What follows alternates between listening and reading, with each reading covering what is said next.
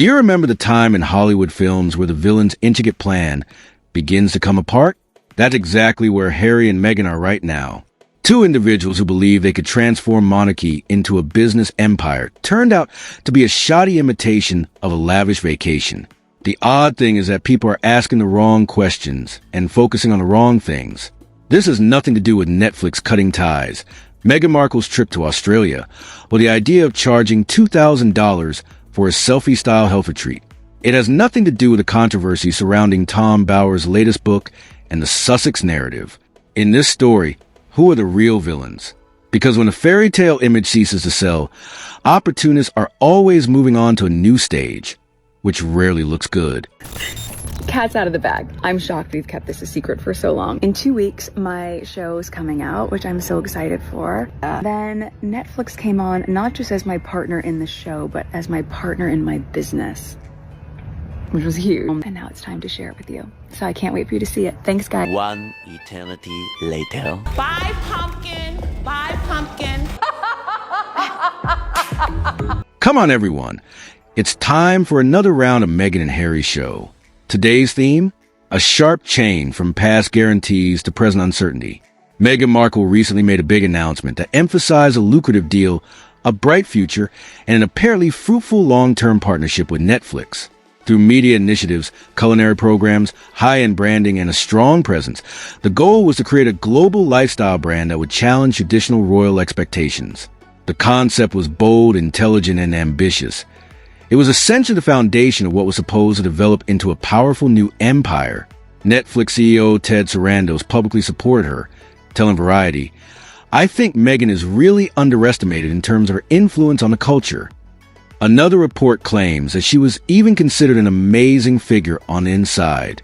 That's how it all began. Full steam, ambitious objectives, and an incredibly promising future. Along the way, Netflix talked a lot about learning and growth with great enthusiasm. Even now, it's a bit difficult to convey all of that without coming across as a little sarcastic.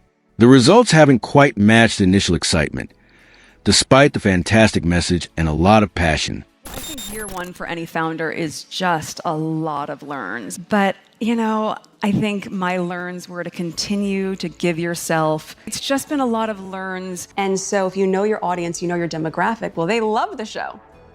And my partners love the show, and that's why we have a season 2 and why we have more fun coming. The business will, of course, go on longer than a series. When you think about the failure rate for first-time entrepreneurs, does that ever concern you? Have you even let your mind go there? I do not think about failing. No. You're not scared of failing? Is anything actually a failure, ultimately? Because you're going to learn from it.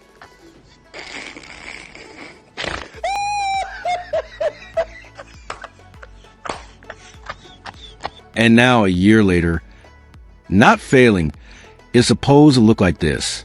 A faltering series, a failing brand, and a carefully crafted image that crumbled under pressure. What was formerly depicted as a profitable business venture now appears to be more of a passing delusion. It all adds up. Leftovers from earlier deals, ideas that were never fully implemented, and bold claims that yielded no results. After a while, Netflix seemed to realize what was happening and decided to move on. In fact, it appeared to be inevitable. When Meghan Markle is linked to long-term partnerships, they usually seem to last as long as there are opportunities or financial rewards. After Netflix took a step back, the storyline shifted almost immediately. Within a day, the story was altered to suggest that she decided to go rather than the other way around. No retreat, no major rebranding, just a hasty attempt to maintain the appearance of success. It became critical to keep up the momentum, or at least look to. As soon as one door closes, fresh ideas and presentations are quickly thrust open. However, one issue is that the strategy is becoming more obvious. This brings us to the Australian tour. Rather than being a royal visit, a humanitarian effort, or even a true return, it was more of a high-end lifestyle event. Over the course of 3 days, over 300 individuals attend yoga lessons, meditation, evening events, and wellness activities, all of which combine to create an upscale experience. Naturally, there is a VIP tier, For roughly $2,300, attendees can film a moment for themselves and have closer access. It is marketed as an exceptional chance, a fantastic, one-of-a-kind personal experience. One of the speakers that will be joining us in person on the weekend, that person is Meghan, Duchess of Sussex. I know what you're all thinking, because I'm thinking the same thing, which is how has Meghan, Duchess of Sussex, this incredible woman, gone from Oprah to talking on stage with just little old me, Gemma, in Sydney? Have you observed the size of that setup? It explains why going overseas could seem appealing. What's shocking, though, is that early reports suggested a compensation of almost $1 million for performance. Just think about what it involves. First-rate travel, luxurious accommodations, security personnel, stylists, and every detail handled to the highest caliber. Essentially, it's a sizable high-end business designed to offer a polished, well-managed experience from start to finish. A few moments later. So you get nothing. You lose. Nothing. No money at all. Not even the bare minimum of expense covering. As a matter of fact, Meghan does not receive payment for her appearance. In short, the whole event now seems more like a marketing campaign than a sponsored engagement. Concurrently, there seems to be financial difficulty behind the scenes, including a significant tax issue with Jim O'Neill, who is purportedly owed $550,000 to Australian authorities. Approximately 300 individuals are paying roughly $2,300 each to attend what is advertised as a high-end health experience, even if the main character isn't directly benefiting from it. The best life retreat begins to feel less like a success story and more like a carefully crafted image under duress. It's noteworthy because the event is held on Coogee Beach, which has a unique history and a mixed local reputation. Critics claim that the setting and settings highlight the distinction between reality and branding. As streaming expectations wane, the shift toward health events raises questions about what will happen next.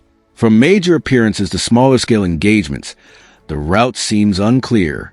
The broader message? A perception-based brand can only last so long before reality begins to show. Well-known Variety magazine has done the same thing. They have devastatingly, on that magazine, chronicled the decline and fall of the gruesome twosome's increasingly rancid relationship with Netflix. Also, the allegation denied by the Sussexes that Sarandos has refused to take a call with Meghan unless, and I quote, a lawyer is present on the line. There are fewer calls, fewer agreements, and a noticeable shift in momentum, suggesting that opportunities are diminishing. Several sources are quoted in Variety reports as describing a challenging 6-year journey behind the scenes. These reports detail difficult professional situations, like heated meetings, cut-off conversations, and missed virtual calls amid disputes. Over time, these inclinations are said to cause tension in professional relationships. Meanwhile, Netflix was left in control of projects that didn't live up to expectations, such unsold merchandise and badly implemented ideas. A complex mix of pressure, ambition, and execution challenges may be seen when looking back over more than 2,000 days, or nearly 6 years. Yes, I would ask people to tell the truth. I'm your huckleberry. More details are currently becoming available. Ted Sarandos, the CEO of Netflix, and other senior staff members reportedly distanced themselves from Meghan Markle and her brand on social media. It's also reported that discussions have become more formal and cover more safety precautions. According to these surveys, unexpected decisions in big public events, like high-profile interviews and book launches that caught partners off guard, caused tensions to grow over time. It is said, meanwhile, that internal aspirations to build a fantastic brand did not align with reality. What had begun as a promising partnership eventually turned into a challenging and costly undertaking. As Harry once said, strong personalities can affect important decisions, but they can also have unexpected consequences. This begs a question again. Who bears ultimate responsibility for the result? Netflix's strategy, like Netflix wanted to start with alcohol. They felt like that would have been the strongest way to launch as ever.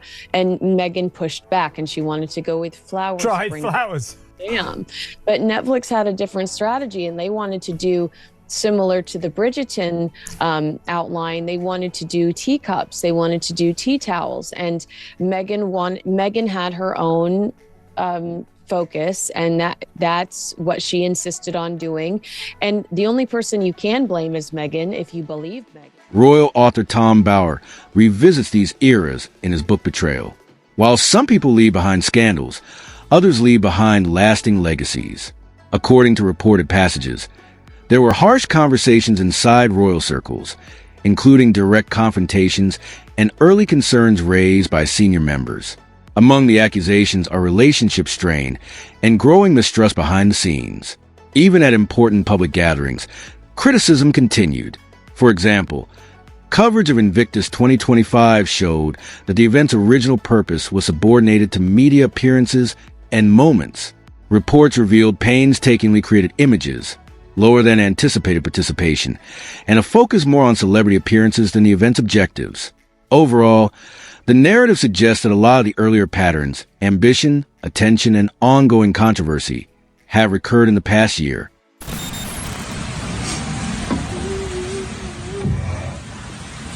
It's beautiful. Thanks. So pretty and big. Thanks so much. Bon voyage, Chrissy. The problem doesn't seem to be getting better. Additionally, according to Tom Bower, many believe that Harry and Meghan's public appearances during major calamities like the California wildfires were inappropriate. Actress Justine Bateman sometimes referred to these occasions as disaster tours, highlighting the growing criticism of public image. There have also been reports of issues with its organization, including financial challenges and staff reductions. One of the most controversial is a charity effort that purportedly raised £1.15 million for African causes. However, only approximately £85,000 of that sum was reportedly distributed to the specified recipients, with the remainder money supposedly going toward operating costs. Bower's book's claims were dismissed as exaggerated and misleading.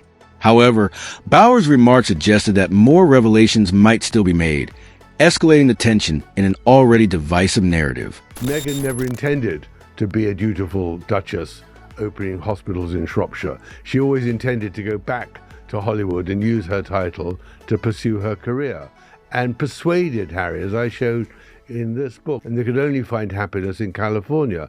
And they went there, and undoubtedly at the beginning it was absolutely brilliant, and they earned a lot of money, but they have now reached the point at which the price of betrayal of the royal family is, as I say, the end game, which is not rosy for them. That's all, folks. Remember the movie scene where the villain's big plan begins to go apart? We are currently in this predicament. Every story goes through 3 stages: the ascent, the illusion, and the reveal. That final stage appears to represent the current situation. But this is more than just 2 individuals having problems. It's a breakdown of a whole model that was previously believed to be unbreakable. Major platforms invested in the picture. Audiences followed it, and it was heavily promoted. But maintaining that image has become increasingly difficult over time. When the method no longer yields results, reality takes control. And when it does, it doesn't engage in any sort of discussion. It just makes everything clear. In the end, handling the aftermath is just as important as exposing the truth. Thanks for watching, and please subscribe to our channel.